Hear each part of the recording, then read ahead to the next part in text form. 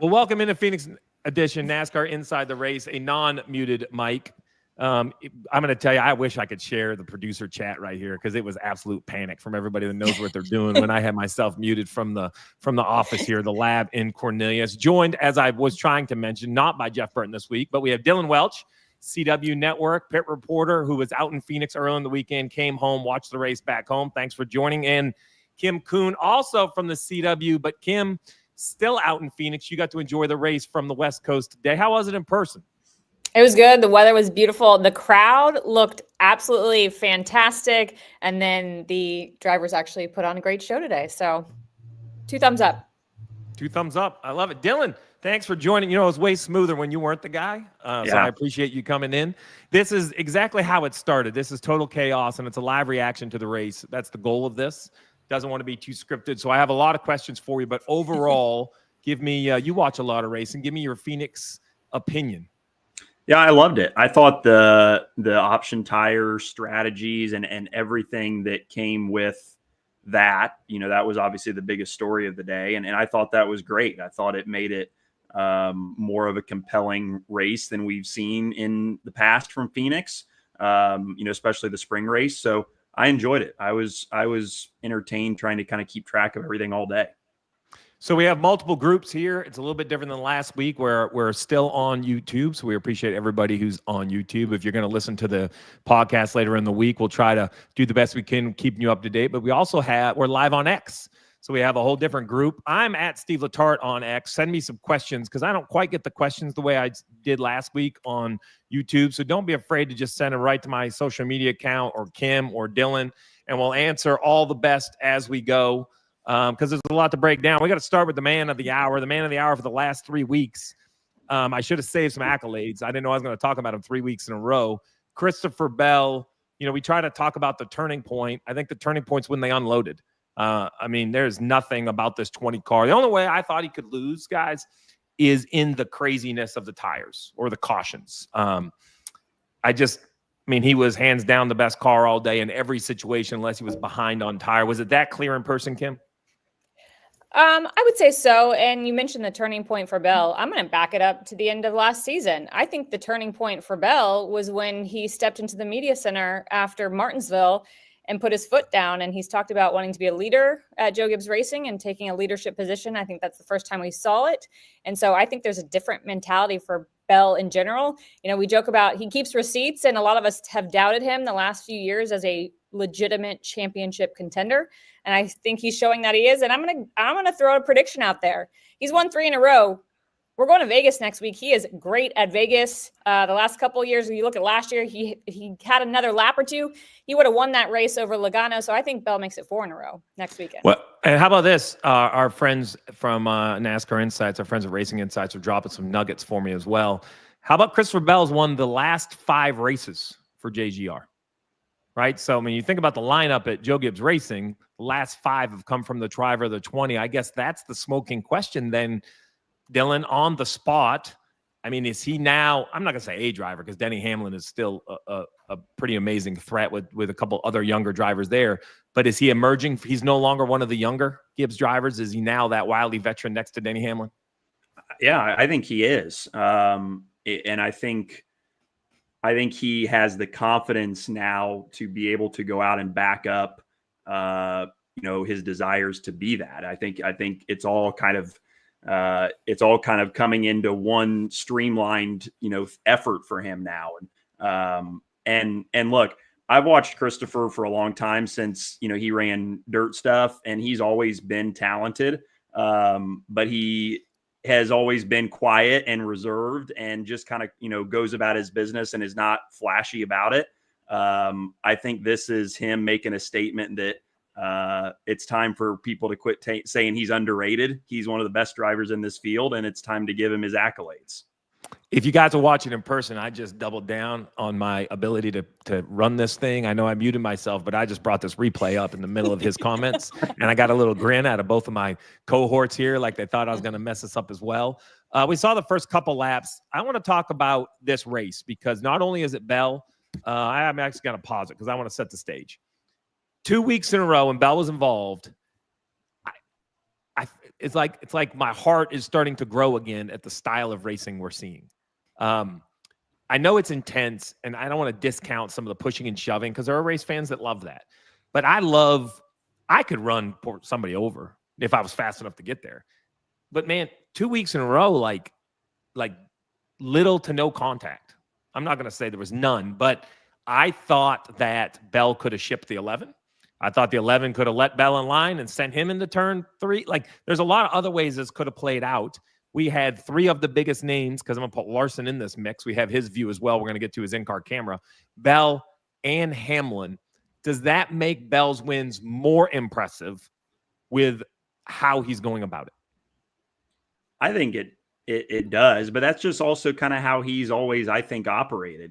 But you see him everywhere. Bring the fan behind. We see him on NASCAR. Give everybody your background. You're not really good at puffing yourself up here. I know you're on CW, but if there's a dirt car on the track somewhere, you're watching it, right? I mean, that's kind of your world where you started. You've raced with Bell. Give me the real insight of Christopher Bell, how he races. Well, he's always just raced clean and respectfully, and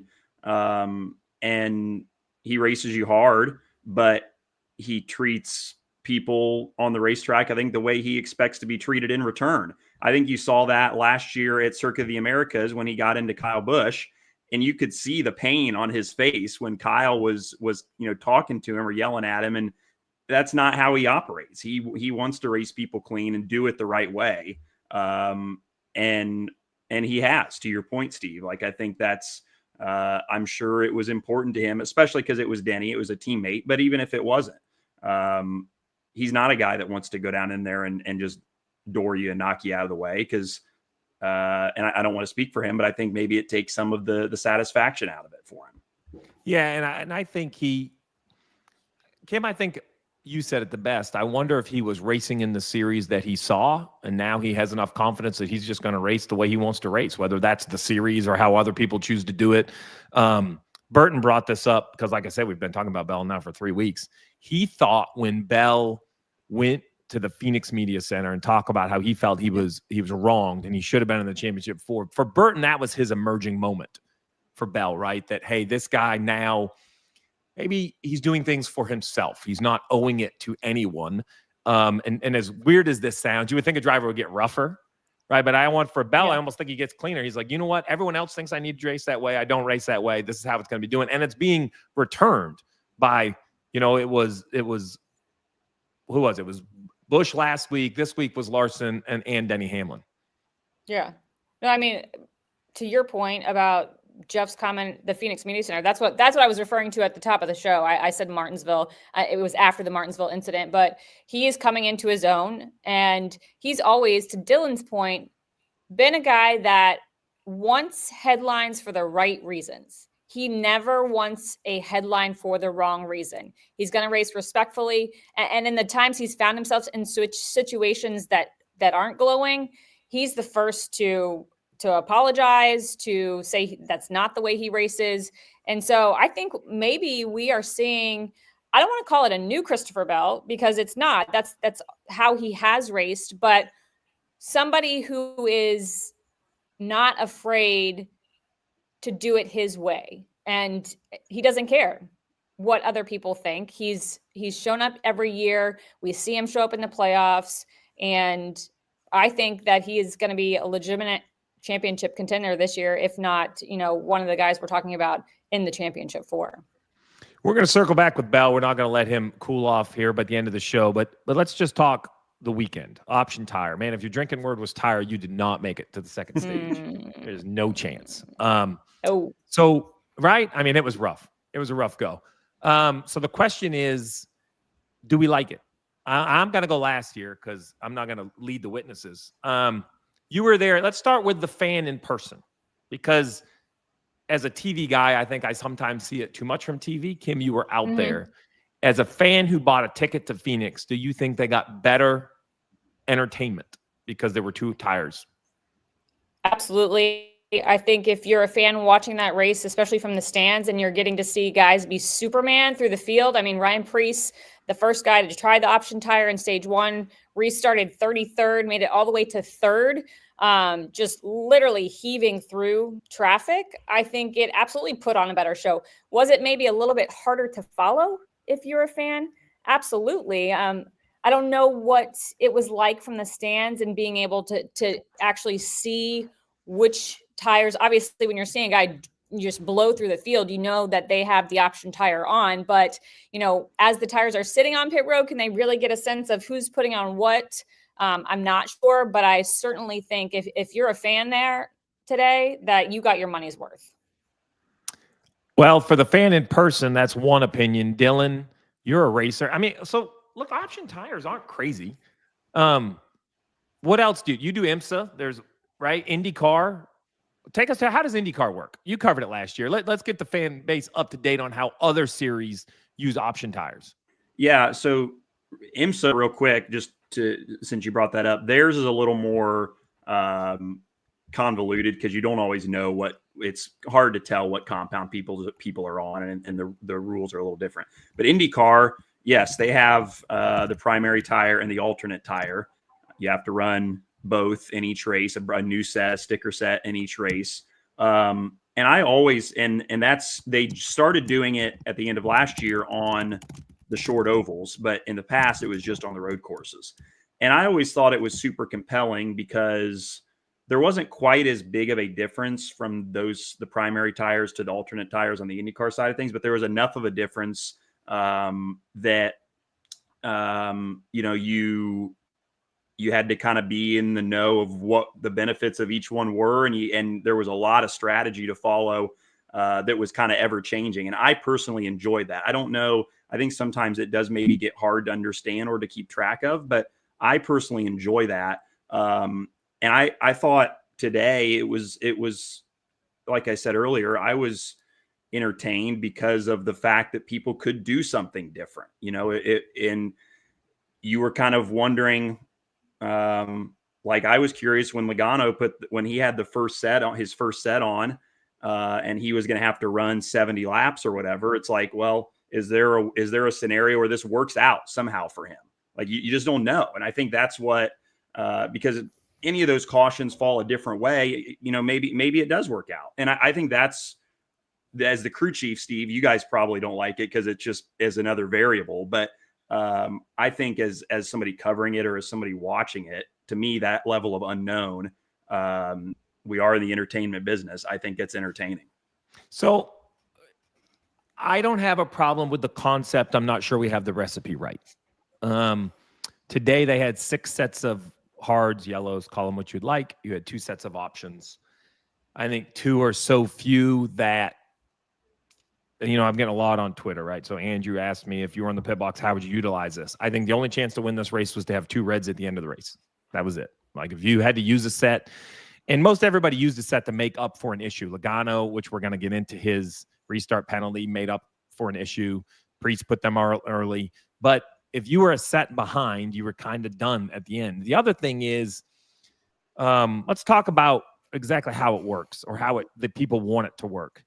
I heard a lot about the crossover on the television broadcast today. And basically what they're looking for is these tires should go off faster, but then run out of speed. Like compare running a mile versus running a 100-yard dash. That's the concept. You should have a 1 mile set of tires, right? That you roll off pit road and they have good grip and the grip goes away slowly. And then we want a set of tires that goes off with more grip, but the grip grows away quicker. That's really the point. And really it seemed like the crossover was way out, like, 40, 50, 60 laps. I was trying to look in my tools here, but I don't see a clear one because the drivers do so good of kind of like backing it down. It sounds like about 45 laps is what we're hearing from our friends at Insights who are up in the booth. In my mind, 45 laps is nearly half a fuel run at Phoenix. I think it needs to be shorter. I think it needs to be like a 30 or a 25 lap run. Now, I don't want the tire to go away to fabric and disappear. We actually have on the spot reporter Kim Coon got us an image. Trying to see if I can find it. Dillon has it. There it is. Producer Dillon is firing this up. So what you're looking at is basically this is 50 laps, give or take, on the first set. Who was this? This was Priest, right? Early? Yeah, this is Priest on the right front. It was about 48, 50 laps. And again, he was the only one to take the option tire during that first stage. That caution came out, I think, lap 12-ish. So actually, I was surprised more people didn't try and take the option tire.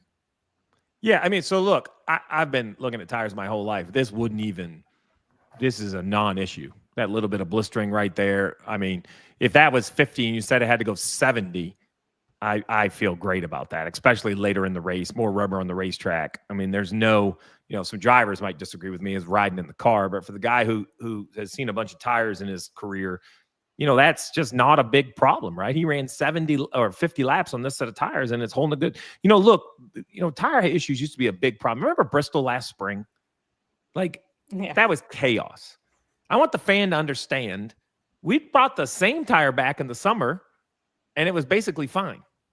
I mean, that's how much the teams and the drivers adjusted. So, Kim, you said you saw some social comments because I do have the question of, do we think, is this a test for Goodyear, like to try softer tires? Is the goal having an option? So there's two schools of thought. We'll dig into it. The first is, this is going to be an unpopular statement for most. Tire testing is a waste of time. It just is. It's okay for big conceptual changes, but to see what tires are, how far you can run on a tire, there's nothing like a race. Nothing in the world like a race. I mean, listen, that's why you have scrimmages, right? I mean, the idea is you can only practice so hard without actually trying to compete. So I like the idea of Goodyear having this option or opportunity to try out a softer tire in race conditions, and I don't think I know the answer. I'm not sure anybody knows the answer. Somebody does, but way above our pay grades. Somebody in a glass palace somewhere knows the goal. Or is the option really to have a soft and a hard compound tire at each race? Yeah, that's the question. What are we looking at? Was today to try and put two different tires in the Phoenix race and teams actually get to choose? Or is it we're testing out this softer tire relative to the primary tire in an effort to have just softer tires available? And I'm going to give Kelly Crandall credit because she got some quotes from Goodyear post-race, and I'm going to read this to you, and I think it makes it maybe a little bit more clear on the direction they're going. But Goodyear said everything went according to plan at Phoenix, and the option tire worked very well. It gave teams a chance to vary their strategies as to when to use them and maximize their effectiveness to gain track positions over teams that were out on the prime tires. Teams are also able to manage their options once they got track position and make them live longer into the run. Overall, we were very happy with the balance and strategy of the prime option tire setup and how it added to the racing all day. So I read that with the understanding that this was a test for having two tires in Phoenix at the fall for teams to choose from. But I'm in your camp, Steve. It was nice to have the tire option and to see how it worked and didn't work for teams and who adjusted well putting on the different sets. But you're really limited with only two of the option tires if you are going to use both in a race competition scenario, because to your point, every crew chief I talked to before the race said, if you're a fast car and you want to win this race, you have to save both of those sets till people were in a box in terms of strategy if they wanted to win this race with only two sets of the option tire. So two things change that, though. Two things change that. I'm going to jump in. If the tires disappeared after 25 or 30 laps, it wouldn't be that easy because you wouldn't just put them on with 60 laps to go thinking you're going to be okay. Yeah. Right? If they literally, and I don't mean slow down. I mean come to pit road, fabric, no more tire, tire gone, like Bristol. Now, that makes it very difficult when you get to faster racetracks. I'm not trying to endanger drivers. I'm not smart enough to know exactly how to get them to wear. But if we wear them Dillon, the difference between blowing a tire and wearing a tire out, the driver knows hey, man, I'm pitting. The tire's gone. That would make it less confident that you just wait to the last stage and bolt them on twice. And more reds, right? I think I'd like to see the reds work for a smaller period of time and have more reds available. That's really the goal for me. Well, and we talked about IndyCar. I think that the reason it works in IndyCar is because they have one shorter races, so the window is a little bit smaller in that sense. They've got more tires to work with in general. So all of your points, I think, are correct. You need the tires to either come apart quicker, or you need to give them more, because otherwise, you're going to be in a box no matter where you go. All right, I got to redeem myself. Can I jump in real quick? Yeah, jump. Sure. The one thing I wanted to see that we didn't get to see because a caution came out in the last stage is there were a couple of crew chiefs that were going to try and take the option undergreen. Rudy Fugle was one of them. And we saw that, the caution came out and it ultimately ruined that for the 24 team. And there were a couple others. And I would have loved to have seen what those tires did, under green flag conditions up against people that have primaries on and people that have used up option tires, is taking that under green. And we didn't get to see that because of the way the caution fell. We got some internet with Kim, so I'm going to drop Kim for a minute. All right, Kim, I do get your point, but here I'm going to show this is my fancy tool I'm going to throw up. Okay, so this is basically the white dotted line across the top of the screen. Let me see if I can get my cursor in the right spot. White dotted line is the leader. The yellow line is Joey Logano. Let's talk stage 2. He is the leader. All right here. All right here. All right here. The final 10 laps of this stage, these final 10 laps, he is, per Racing Insights, the slowest car on the lead lap. Not good. The slowest car on the lead lap. And yet he falls to second. So that's what you're kind of talking about, right? Like, how do you use them? Well, Joey Logano used them, and he went from running. Look, it's hard to say where he's running because this race was absolute chaos. Outside the top 15, basically. And he got up to the lead, and he had the lead, and the gap survived. So right here, basically he lost, 3 seconds. So plus 3.3. You see it right there in the yellow. That means he's 3 seconds now behind the leader, but that's still second. So, like, I know the tires were going away, but the goodie worked, right? I mean, it was still the value of the option tire. So, Kim, we appreciate you being on. I'm going to drop this back off here and see. All right, there you go. Because you were dropping out on us, but we appreciate you joining us from Phoenix. You can blame the media. Yep. Just like we that. Sure can. We will. Too many tweets. Too many people on X checking us out from the media center. But I think so Dillon, I mean, that's like, here's my 2 cents. Do I think options add entertainment? I do. Do I think it's the answer? I don't know if it's the answer to something we're trying to fix. There's more passes. That was fun. We talked about different guys. I do think without options, this could be a little bit of a Christopher Bell parade, which is pure racing. And I don't know. I'm indifferent on this one. I will say this.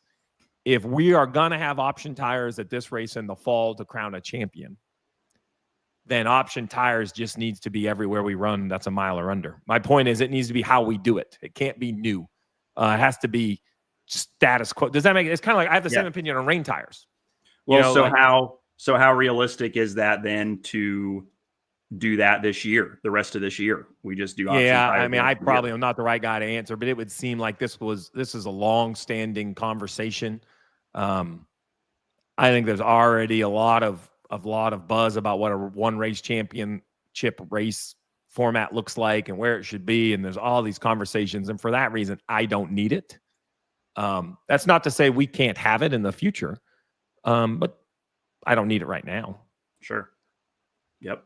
I have a whole bunch of stuff. I'm just scrolling real quick on X because I know we have a bunch of people that are logged in here. So if they ask the questions, we want to kind of get them on if we can. You know, not that I should be the one running this stuff. Let's just be honest. You got a lot going on over there. Man, I do. I like having all my tools, though. Let's jump into, what do you want to talk? You want to talk some Joey Logano penalty? Yeah, let's do it. All right, let's check this out. All right, so this is Logano penalty.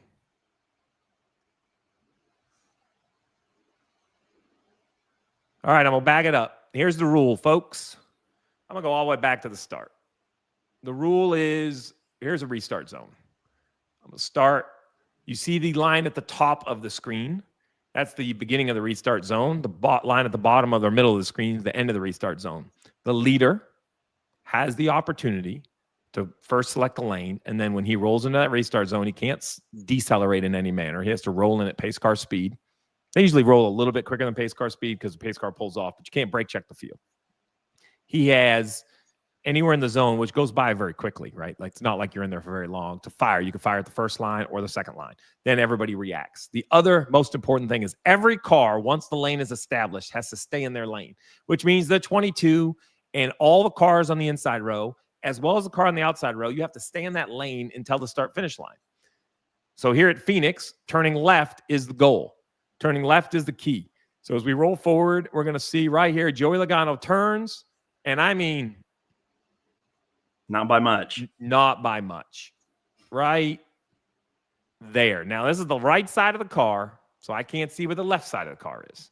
But the question is it inbounds, out of bounds, like a player's foot on a football game? For me, I think it kind of has to be. You know, like close is no good for me. Like when it gets to close, then is it really a rule? I don't know. You've driven more than me. What's your thought? Too close? Tie go to the runner? What's your first? Is the call right? I'm gonna put you on the spot there. Is it the right call? Yes, I think it is. And I thought Harvick said it best on the broadcast. It's a black and white rule. It has to be a black and white call. He was out of bounds. They made the call. You can see it right there. You know, it looks like probably his left front is on the line or over the line. Yep. And that's deemed out of bounds. I think as much controversy as there has been to start this year about rule enforcement and everything else that NASCAR's had to deal with, I appreciate that they made a call, they made it quick, and they stuck with it. I like that. I like just making a call. Someone has to be the bad guy. Yeah. Somebody has to be the ref. That's just how it is. I can't wait to ask NASCAR. So in the second half of the year, we'll have our NASCAR meetings. You're in them now, probably for Xfinity. So here you go, Dylan. Here's your homework. My question is this. If the second car in line follows the leader, but the leader breaks the rule, is the second car also guilty? Or is he just following the leader who is establishing the lower lane before the start-finish line? Yeah. Because the reason I say that is because I don't know, and I'd have to ask more drivers, can the second place car, third, fourth, fifth, can they see through the car in front of them to see that point or not? I really don't know the answer, but I'm super curious. So there, you got some homework because I think you're going to be joining me a few more weeks on here. So there you go, Dylan. I want to know, does the second driver, does he get a pass if the first driver leads them out of bounds? Well, yeah, and so I want to be clear on this, that because there is a rule you have to stay kind of in your column, but this ruling was made because he was below the yellow line before the start-finish line, correct? That's correct. That's the correct. ruling. Here, yeah. Kansas, this is probably the worst, but Kansas, help me. There's a few like this. That you can tracks where they can run all over, basically. Yeah, exactly. So, all right, that's what I'm waiting to. So I agree. I think it's the right call as well. There was some great radio. You know, he was kind of like, man, you know. Well, and that's the thing is, like, obviously Joey knows that rule, and he thought he was in bounds, and that's how much these guys are pushing the limit, right? I mean, that's probably, I don't even know. 5 feet maybe that he misjudged that by, and it derailed his whole day. You know, he probably thought he was right on the edge and just wasn't. But that's how tight it is. Yeah, that one is black and white though for me. Yep. I mean, what I like to see, I'm going to kind of pause this right here. You know, there's a little bit of gap. We see a car swerve. I think that's the 8 car right there. He just bails out. I think he has an issue, right? So he just bails out of line, because I know there's going to be some people that have a comment about that. So that's the other part of it. He got hit there and got knocked out of the way. What's that? I couldn't tell if he got hit there and just got knocked out of the way, or if he bailed. Because no, he got nobody behind him. He just bails. Yeah. I don't know why he bails. But that's the other thing. Listen, when we say stay in line, we mean stay in line from advancing. Like if you get out of line to go backwards, that's kind of a freebie. You're okay with that. That's not really a problem. What other? Oh, I have some other hot topics that came up during the race. Split brake pads. We want to talk about this? Yeah, we can do that. And then I want to talk too about the jump in a wheel thing that we mentioned with that big. Let's go right to that. Yeah, that one's got some cool. I got a video, so I feel like I'm the professor with this thing right here. Yeah, so this is the wreck, huge wreck off turn 2, 4, 5 wide. I mean, there was 10 DNFs in this race, most ever for a Phoenix race, right? 10 DNFs for accident. And really what you're talking about this specifically, I'm going to see if I can get it. Right here, we're going to watch the 19 of Briscoe, the 7 of Haley. Right here is what you're talking about. Middle of your screen, orange roof. It looks like a sprint car race, right? They jumps right front, and the 19 is in the air. Now it comes back down. No harm, no foul, other than some huge impacts. Big wreck. But second week in a row, we've seen closed-bodied cars jump wheels. Yeah, it's bizarre. We saw it with Ty Gibbs, that first corner. incident last week. I think he drove over. Hamlin got knocked into him, and Ty about flipped last week. This one wasn't quite as dramatic in that sense, but it's weird. And I think Chase kind of referenced it in his Care Center interview that he said he hooked wheels somehow with the 7, but the tires don't really stick out that far. So how do you? How do you? So I think it's one of two things. First, let's talk tire design. If you would have laid a Goodyear tire down back in the old days and put a level across it, the sidewall was probably an inch or inch and a half from the edge of the tread. I'm making that up because it was like a bulbous sidewall. Right. So you could bang sidewalls and you were a long ways from the tread. If you put a level on these tires, I would say the corner of the tread is basically right over the top of the sidewall. I mean, there might be a little bit of curve to it, but it's very, very small. That actually goes back to my opinion on like the Hail Melon around the wall. The way the wheel touches the wall before the tire allows you to kind of accelerate around the wall, which you could never do with the old tire. And I wonder if that's not this, right? Like, so now when you offset a quarter inch or a half, well, quarter inch isn't, but an inch or 2 inches, now you have tread over tread and it jumps. Where before you had like an inch and a half of sidewall on both sides. You had like 3 inches of squish that wouldn't allow you to get on top of each other's tread on the tires. The other thing is it seems like it always happens right behind the right front tire. And there's door foam kind of next to the driver on both sides. But as you get forward of the cage, there's like some softer spots in the door where there's really no foam in there. And it kind of allows the doors to push in and allows them to hop wheels like that. It's wild. I'd never seen that before. And to have it happen 2 weeks in a row like that is interesting. It's bizarre. And I'm thinking like, those little shots, you go a couple 3 feet in the air and you come down like that. I've always heard from drivers, those are way more painful than you think. They are. The flush all 4 wheel landing like that does not feel good. That's a man who's flipped a sprint car before. I've unfortunately landed like that before, and I can tell you it does not feel good. Yeah, well, because remember, if you go all the way back to Denny, I'm gonna get the year wrong, Fontana back injury. Yeah. The story goes that it wasn't even really the hit. It was the hit, back of the car come up in the air, and when it came down, it was probably a combination, right? Probably stretched in the belts forward and then came back down, and that created who else? Eric Almirola. I want to say Kansas, right? Yeah, big wreck into one at Kansas, big in the air. And when he came back down, I think there was some concern to his back there as well. Yeah, that sounds right. And it's just basically you're getting driven down into the seat, and the seat technology and even the car technology has advanced even since those incidents. But there's really nowhere for the energy to go other than basically just through your back and into the racetrack. So Chase will probably feel that tomorrow. Brake issues. Let's dig into brake issues. Because I think split pads and brake issues go hand in hand. Brake issues, it's very simple. This is a cast iron steel rotor that has like solid cheeks on either side. The center is vented with vanes. Air goes through the center of the rotor. And what happens is over time, they heat up, they cool down, they heat up, they cool down, they can crack.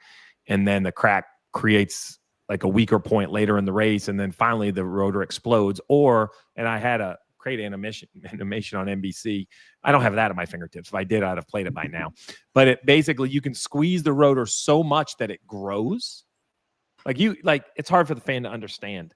But I remember carrying tires at Martinsville, and when the right front tire would get pulled off and you look down in there, you almost feel like you can see through the rotor. Like it is so hot, it's almost translucent. Right. So what happens is you squeeze it so much it grows until it contacts like the caliper, and then it explodes, because then you have molten steel basically breaking in half.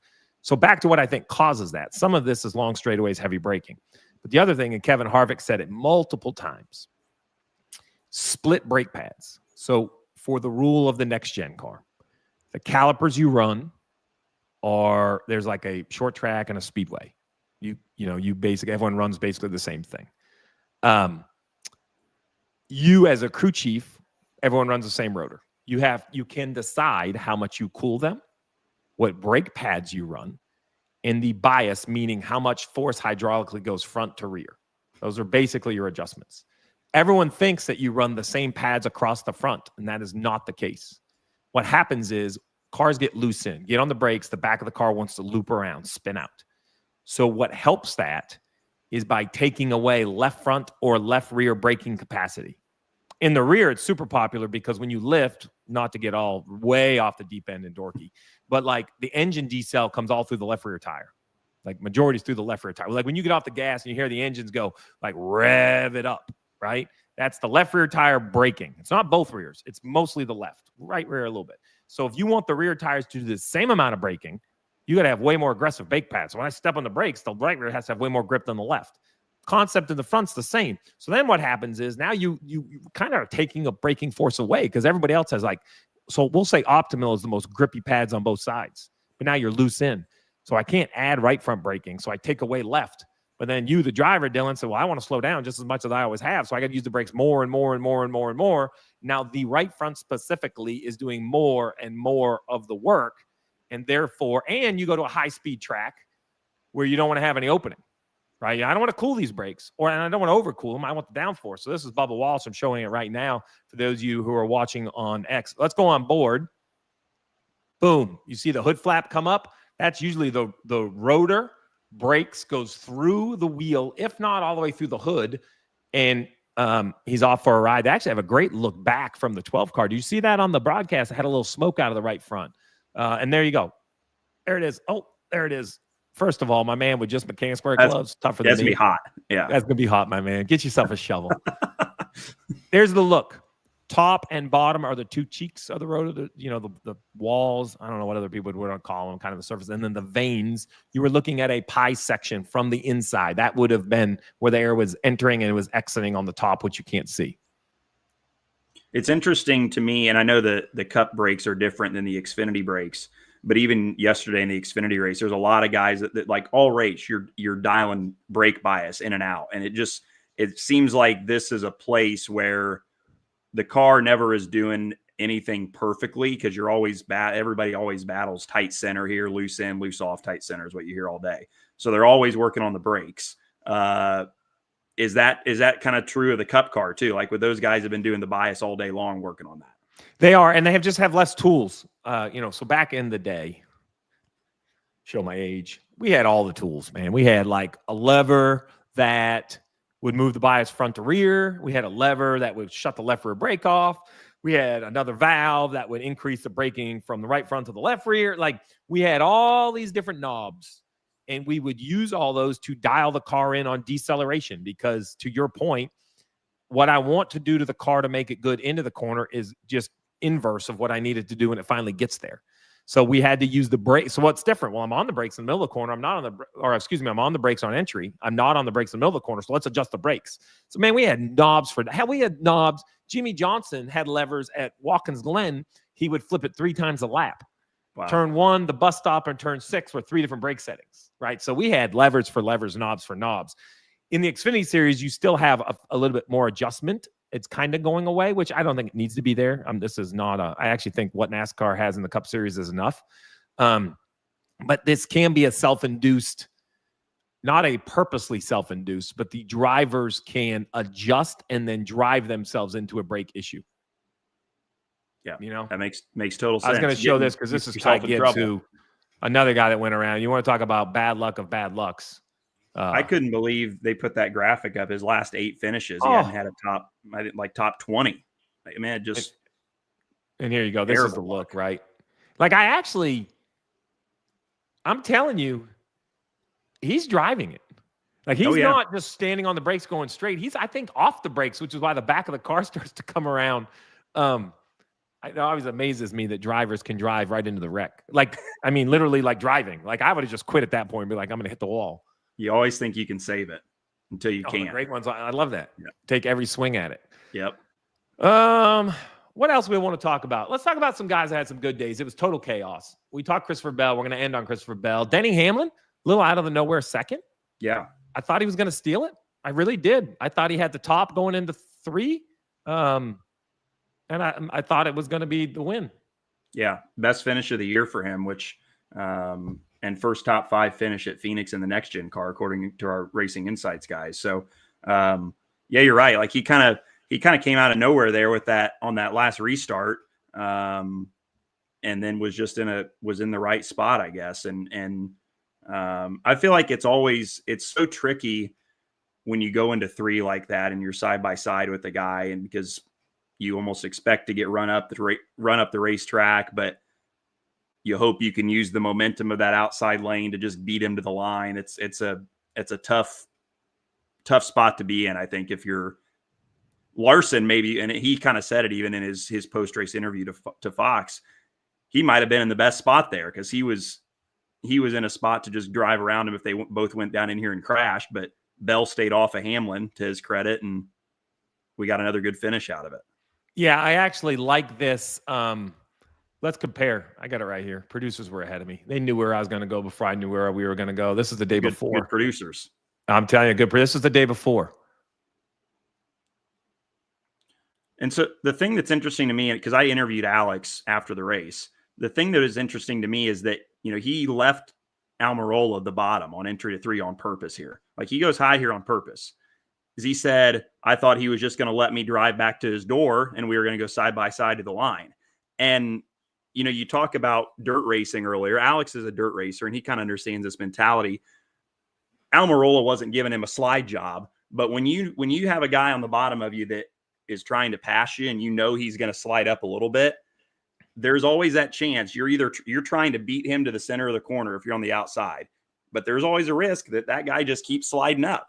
And sometimes he hits you and sometimes he doesn't. And I think Alex expected Almirola to lift and Alex was going to be able to drive right around him, and Eric kind of did. Well, so take me in there, because Almirola gets sideways, corrects, and takes the 17 up into the fence. So yeah.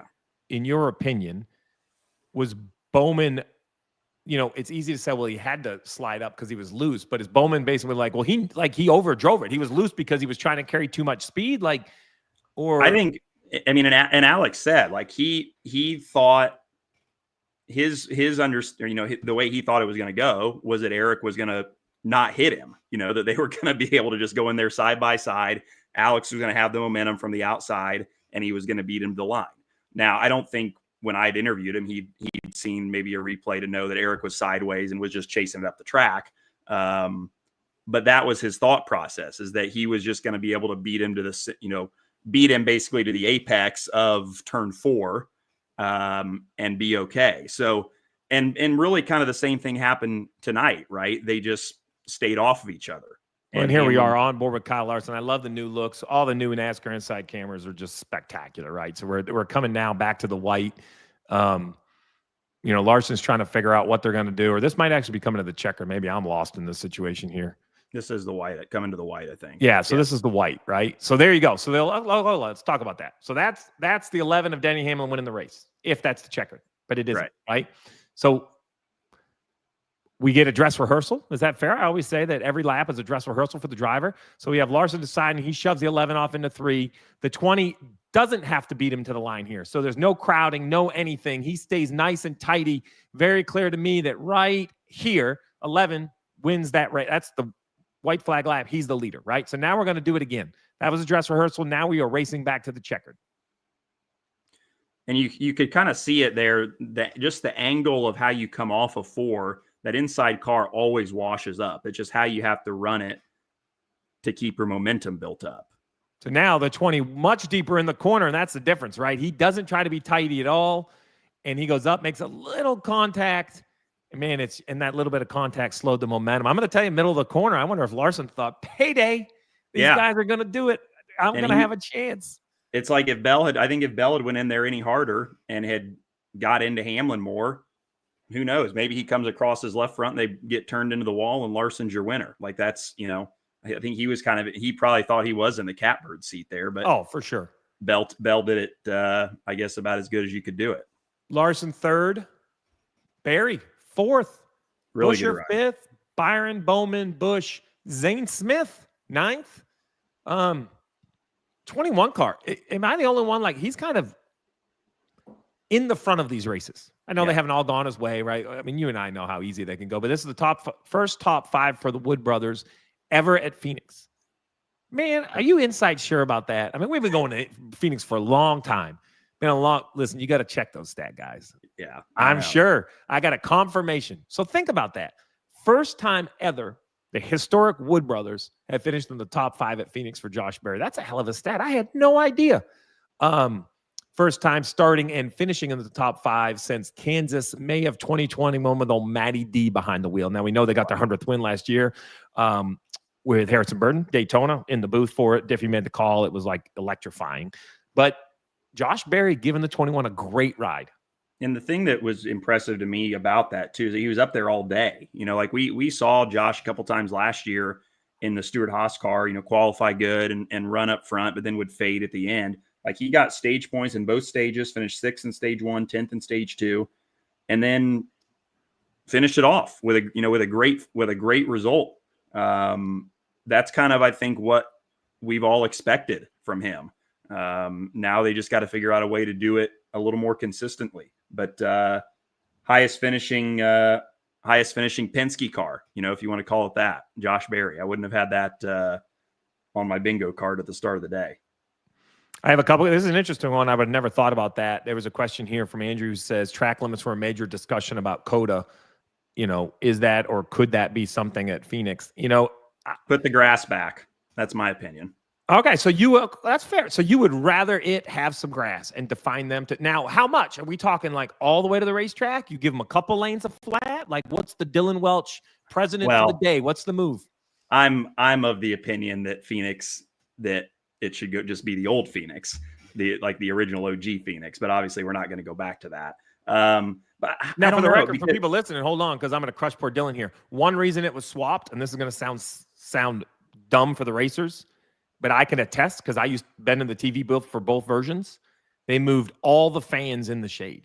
Yes. Sunset behind you. So it's a way better, like, forget the layout, which you're talking layout, right? But I mean, when I talk about not only is it an unbelievable facility, but for the fan base, you sit in the shade all day, which if you've never been out to the old Valley of the Sun, I could tell you the shade is good for I'm a sunburn candidate. So I like the shade. Look at me. Are you kidding me? Yeah. I have attended races there as a fan in the old configuration and the new configuration. And I back up what you say, that it's a good move to do it the way they did it.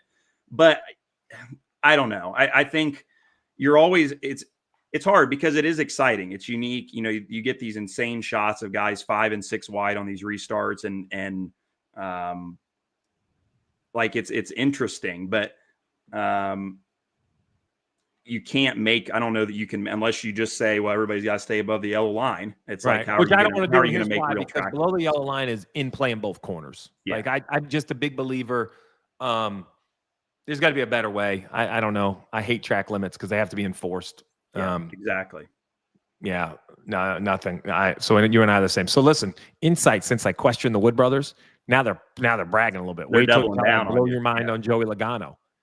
Joey Logano, first defending champion to fail to earn a top 10 finish in the first 4 races of the season. Now that's a stat. That's a good stat. I'm going to tell you, I got to just take a moment. I'm going to have to get a drink of water on that one right there. That was like that. I feel like that is, if you're on X and you're in a Reddit chat room, go right now to your Reddit chat room and drop that stat. First defending champion to fail to earn a top 10 finish in the first 4 races of the following season. But that is some bar trivia. That's some good. Deep NASCAR. That's like a Milwaukee Mile. You know the pubs right outside of Milwaukee Mile? Yeah. If you had something like that, or Elkhart Lake, like you have to go way up there to the hardcore. Get up there to Seepkins. Yeah. Yeah. But you could look at that and be like, the sky is falling, the 22.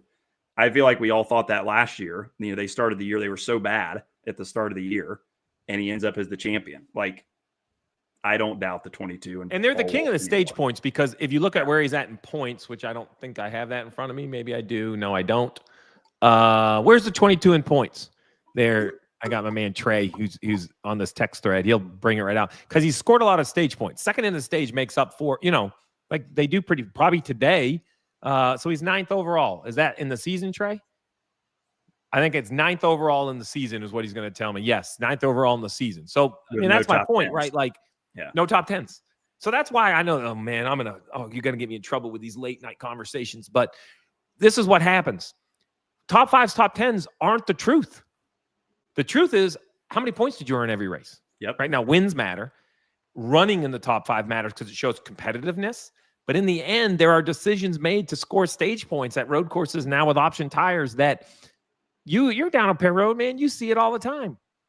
Oh yeah. I mean, there's crew chiefs we'll go talk to him in the morning, and they'll just be like, "Hey, we can't win today. Car's not good enough. So this is what we got to do." And that's, it's a good thing and a bad thing. I think it gives you a way to still salvage a day, even if you don't feel like, you have a car to win, you can still make something out of it. And we all know that all those points make a difference at the end of the year. So tied for second most on stage points. I just want to run through this because I think the idea of this reaction is I like to go through you and I have done this, right? Like get done with the race broadcast, we'll go back to the hotel, we'll meet for dinner, and I'm like, man, where did this guy finish or this guy finish? Because there's so much going on. So just continuing. Zane Smith, first of all, Kyle Busch 8th, Austin Dillon 12th. Good run for RCR. 2 cars up front there. They had their ups and downs for the day. Zane Smith was 9th. Chase Elliott, bad day for Chase. We expect more out of him. Not a knock, just he would expect more out of him. That's a fair assessment. The 42, decent recovery. How about that? 42 had a pretty good day, and the 43 had kind of a day going. Yeah. They kind of both came apart. The 10 of Ty Dillon, I'm going to pick on Ty for a minute. Shattered dream. Because they were in position for the lotto ticket. Yeah. And he sped on pit road. And the only reason I'm going to pick on Ty is because he's my example. But I think we take for granted how well the greats do this week in and week out. Like, it's so easy to mess it up, and yet they don't. Yeah. I mean, it's not just out there driving. Like, there's so many little things that the pros and the guys that consistently win, to your point, have to do right every single time. John Hunter Nemechek, legacy, tip of the hat. One of 5 drivers to lead a lap every race. Let me start again. John Hunter Nemechek, one of the 5 drivers to finish on the lead lap in every single race. So he's voted direct. Like, and if you're legacy, you want to continue to get better, but you have to just get him to the finish. Let's start by finishing races. Yeah. So John Hunter doing a nice job. Jimmy just taking a bigger. I saw him out there on social, his jeans and his nice button down and whatever, or golf shirt. He said trading the helmet for the headset. Can you imagine having that guy at your fingertips to ask questions to? Like, just spectacular. And both their cars, you mentioned Eric Jones, like he finished 18th, but both their cars in the top 20. Like that's a step in the right direction from a year ago. So base hits. We could talk forever about this. One, I can't talk about all good. I'm going to talk about a weekend that started good that went really bad really quick, and that was Spire. Because I do read the insights notes even when I'm not on the broadcast. They had all 3 drivers. I want to say it was top 8 qualifying, first time ever, top 10, something like that. And the whole weekend went awry. They had a couple mechanicals, a couple issues, but it was good to see raw speed out of the group. We picked on Carson Hocevar here a couple weeks ago because he had his moments, but now you have the 7, 77, and 71 all had good speed. And speaking of speed, it was McDowell. Is that right? They're going to throw the graphic up to make sure I know what I'm talking about. I have a little bit of a pet peeve with this, but we now give a point away. I talk about points, stage points and all that. We also give a point away for the fastest lap of the race. Now, if I was president for the day, you might go back to Old Phoenix. I would make the Xfinity fastest lap award be required to be a lead lap car, because I don't think someone off the lead lap should have the ability to come in, put tires on, and try to go run for a point. That's not the rule now, though. So tip of the hat to Michael McDowell on lap 274. I'm guessing those were on the option tires. He ran basically a 27 flat. So you explained to us before we started recording why that could be a potential problem down the road. Explain that. So we're fortunate to cover the playoffs on NBC. And the cut races they're not only so amazing, but my head hurts because it's like there's a million options in the closing laps of tied points, and this guy's passed one more guy in all of this. Well, if a championship contender, a driver trying to advance, had the fastest lap, and we're at a track, I'll use Miami, because this is something that could happen at like a Miami, right? Because it's a high tire wear racetrack. Tires, everyone's slowing down, right? If someone who's 4 or 5 laps down, who had a great car, maybe they had a penalty, make it up, right? They came in, put on tires. They can even put a little piece of tape on it. Make the car better. Go back out and run the fastest lap of the race. Then that point goes from a playoff driver to a non-playoff driver. It is now changing the ability to figure out who advances and who doesn't. I love that Xfinity's part of this, and I love, because they're all about speed, that they're supporting the fastest lap, and I do think it should be highlighted. If I was king of the world for the day, I would make it be a lead lap car. Because that would now listen, because if somebody does it on the lead lap, well, good for them. They're trying, they're still in the show. It's you get laps down. I'd love for you not to be able to get this. I agree. I think you're spot on with that. Nefarious. Those crew chiefs. Nefarious. You guys are always thinking. I even got a little bit of good news off social though. Post-race inspection is complete. Gotta always love that. Oh, we didn't even touch the 19 penalty being overthrown. We had too much to touch, but we're already an hour in. Stay on the West Coast. We go to Vegas. You're going back. So you were back and forth guy. I am. I got my dog here, so I got to come home and take care of him. And a week's a long time to be in Vegas, bud. Well, that's the other thing too. I'm not a huge Vegas guy, anyways. Let alone being out there for 7 whole days. So I'll come home. Well, can he do it? Can he be 4 in a row? That's my question for you. Very simply, it took an amazing fuel run by Joey Logano to upset him a year ago. Yep. I think he can. I think, and you said it right, is like he was in position last fall to win. He's got all the momentum, all the confidence. I think you would agree that that's a real thing. Listen, real quick. I've been a part of those. I was on Gordon's team as a tire guy, 95, 96, 97, 98, all those years. Everyone feels it. Yeah. Like, this is going to sound crazy, but like, I was a tire guy. It was an important job. I was proud of what I did, but I wasn't driving the thing. I wasn't even on the pit crew, right? Like once the race started, my job was an integral part of the success, right? Everyone who works on it is. I'm not trying to discount that, but you wouldn't think momentum would be a thing for the tire guy, but boy, it is. You win 3 in a row. You think you're one air pressure adjustment away from winning the next one, right? Like you're 10 feet tall and bulletproof. It's spectacular. Yep. I think he can do it. It wouldn't surprise me. I'll put it that way. It's going to be hard. It will be hard, and it would be really impressive, but it would not surprise me. Well, I want to congratulate Christopher Bell, crew chief Adam Stevens, the whole group, not only in just 3 wins, but Christopher, hats off from me to you on no contact with Kyle Busch a week ago. No real contact this week with the 11. I mean, there was a little. Even Denny, because he was like, hey, he ran me up, but he didn't. I can't complain because it was clean enough. Like it was, I thought it was really, really good, man. I was happy with all of it. So yeah, I totally agree. 2 good weeks for sure. All right. Well, good stuff. Well, Dillon, we're going to have you back. That's a wrap for today's special episode. For those of you tuning in on X, we really appreciate each and every one of you spending your time with us. We'll be here after every race throughout the season. That's the key. We're going to do this every single week. If you enjoyed this episode, don't forget to subscribe, leave a review, and share it with your friends who might love it too. You can connect with me, Steve Letarte. Dillon, what are you on X? Dillon_Welch. Blow him up, Dillon_Welch. If you don't like the old Phoenix, get on here and let him know. So you can connect with me and Dillon Welch on X. Check out NASCAR.com for more updates and exclusive content. We'll see you next week when we head west again out to Las Vegas.